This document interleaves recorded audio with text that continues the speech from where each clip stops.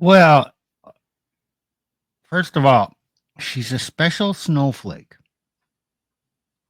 And it didn't work for me. So I had to walk away. But then I felt bad about it. Okay. Again, about feelings. Mm-hmm. And so determining truth by feelings. And then, go down to the next one, the next paragraph. Given there is so much abuse of power in a system where one person has all the power and wisdom, aka the guru. Oh, e abuse of power. Oh, it's obviously a man who abuses power, Yeah, right. and he It has can't be a woman. all the power, and it's not egalitarian. We're not partners in this because he's above me and he's the guru, and I don't like that he has the power. So, what are we to do? Oh, a new era led by women. Oh, Mm-hmm. okay. So, we are rebelling against male authority. Now, can that male abuse his authority? Sure. Sure, it happens on a regular basis, but on a common basis, I mean, with your average man, I don't know about your average guru, but your average man typically doesn't abuse his power. But Look, women will accuse him of that because he's not giving her the power to let her do what she wants. So she rebels against male authority. exactly, exactly. Yeah. I've had male teachers. All of my yoga teachers, they were male teachers. Well, there were a couple of women there, but it's mostly taught by men, if especially if you're taking Indian yoga classes. And none of the guys. Well, as far as I know, I didn't take their classes in person, so I didn't have that kind of experience. But from online, it was pretty safe, like they just ran their classes, they answered to your questions, and it was well respected and pretty safe environment, actually. But what fascinates me is that women go on these trips, they pay thousands of dollars to go on these yoga retreats to a different country with a different culture, and then what do they expect exactly is going to happen there? Where especially you see women awakening their sexual energies, working on their kundalini. And I'm not saying that kundalini practice is bad. I actually know a person who can teach kundalini quite well because she really loves it, and she's a great kundalini instructor. But at the same time, when you go and practice this kind of practice in this exotic country surrounded by these guys, and then it's usually mostly women from all over the world and only a couple of male gurus, what do you think exactly is going to happen there when you are all awakening your sexual energies? Oh, better question is what do the women want to happen there? Hmm. Why do they go there? Because if they were just for the knowledge from the guys, like online classes, they could be enough. Like I signed up for online classes, I've learned a lot, and yeah, now I'm teaching it. I was taught by the Indians, but I didn't have to go there to have that Elena, experience. okay, would you agree that female nature is at work here? Okay, are you familiar with the term non-con? I think you've mentioned it before, but it would be good if you reviewed it. Okay, it's short for consensual non-consent, Mm-hmm. which seems like how can you consent to non-consent? Well, it's actually quite simple.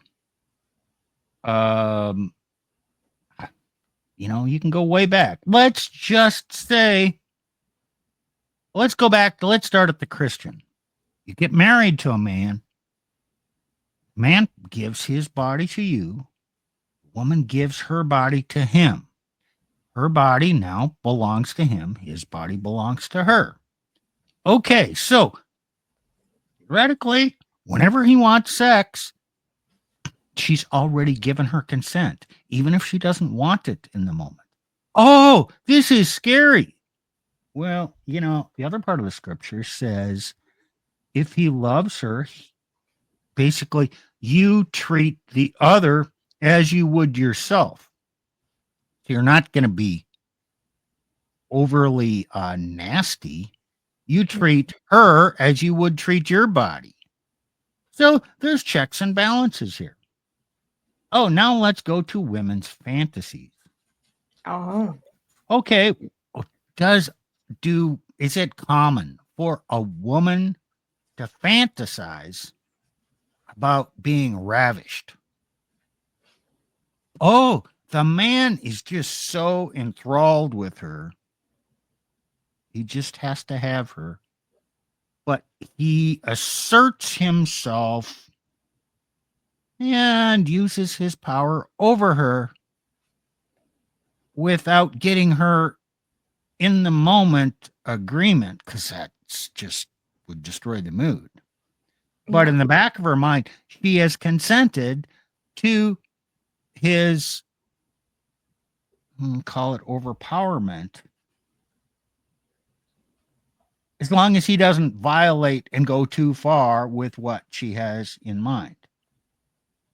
So she's consenting to not consenting in the moment and feeling the power, but yet being in control, but not having anything happen that she doesn't want to do. And oh, guess what? In the process of this, he is not accountable for anything that happens because he didn't give her consent in the moment. But he did get what she wanted to happen to her without being accountable for it. So you can see that after the fact, if she regrets anything, she can easily say, well, I was overpowered and I didn't consent to that. Therefore, it's his fault. Yeah, right.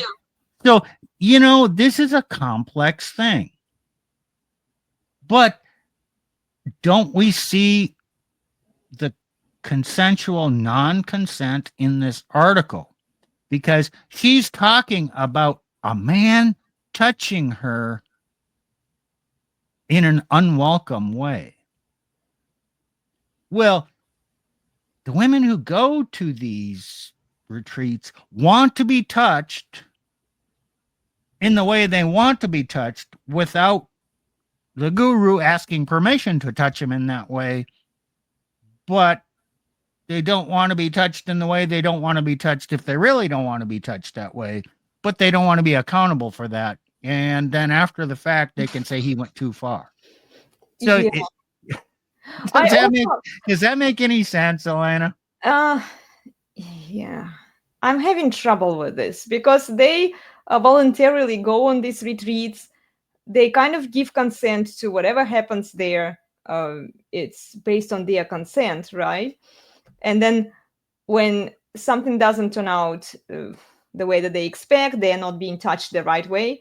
I think that it's because it's mostly single women who do these retreats, and because they are not being touched in their own country. And I'm not just talking about US. There are a lot of women coming from Europe to these retreats too. So there are a lot of single desperate women who want to go on these retreats. Maybe they want that kind of attention from men, and of course men give women like what they want, because women pay them the money, right? This is why like we call it a grift, right? I mean, like there is supply, right? And there is demand. If there is demand, there will be supply for it.